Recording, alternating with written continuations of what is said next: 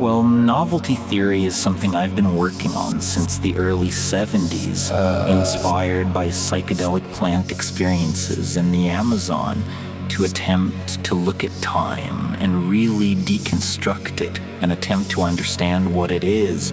And this has been a wild intellectual ride, leading to some pretty easily stated conclusions. One is that novelty, which is my term for complexity or advanced organization, novelty increases as we approach the present moment. The universe you and I are living in is a far more novel and complicated place than the early universe was.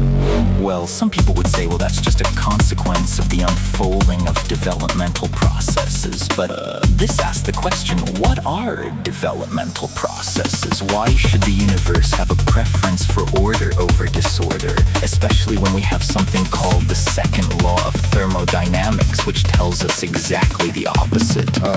Physicists believe the universe is running down ultimately into a state of disorder. But what I see is everywhere the emergence of more and more complex forms, languages, organisms, technologies, always building on the previously achieved levels of complexity.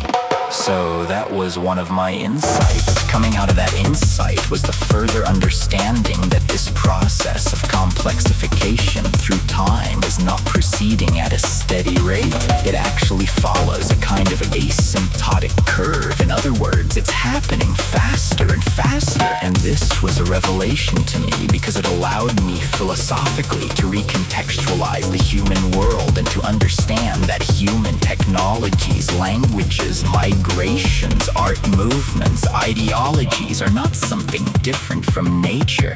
They're the same download of process that we see in the movement of continents, the evolution of new species of animals, except that these human novel emergent situations are happening much more quickly. So I see the cosmos, if you will, as a kind of novelty producing engine, a kind of machine which produces complexity in all realms, physical, chemical, social, whatever, and then uses that achieved level of complexity as the platform for further complexity.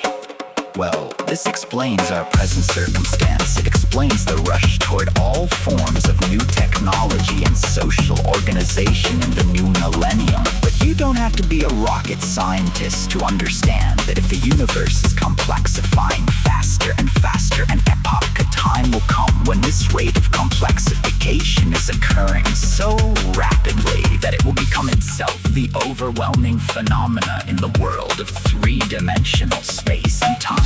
And I call this the omega point, or the transcendental object at the end of history. And I believe it is not that far off, that with the emergence of a global internet, a human population of several billions, an electronic noosphere, that we are now within the shadow of this transcendental object at the end of time. Our religions sense it, that's what gives them their apocalyptic intuitions. And I think the ordinary man and woman in the street sense a kind of built-in acceleration to time itself. Well, rather than dismissing that or treating it as a psychological perception or something unique to our society, I took it as a basic perception about physics and then built elaborate mathematically defined theories around this idea. And then I found, to my astonishment, incredible congruences with other work. I'm thinking of the Mayan calendar, and it's curious counting down like equality toward an extremely unique event that the Maya felt would occur in the same time frame that my own equations predicted, even though at the time I was unaware of the Maya. So what we have here is a new model of time based on a very real intuition that I think most people share, which is that time is speeding up, that human beings are part of that process, and that the culmination of that process is now within the van of historical time. In other words, I believe it will happen in 2012 in December, coincident with the same events that the Maya placed at the end of their calendar. Even if I'm wrong, even if it's 100 years or 500 years later, these are still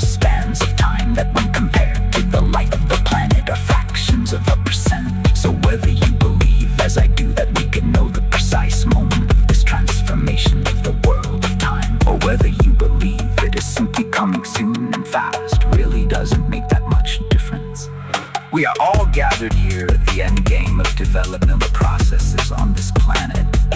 We are about to become unrecognizable to ourselves as a species. Our technologies, our religions, our science has pushed us toward this for thousands of years without us awakening to what the denouement would be. Now we stand close enough to it that I think all but the most lumpen among us must feel the tug of the transcendental.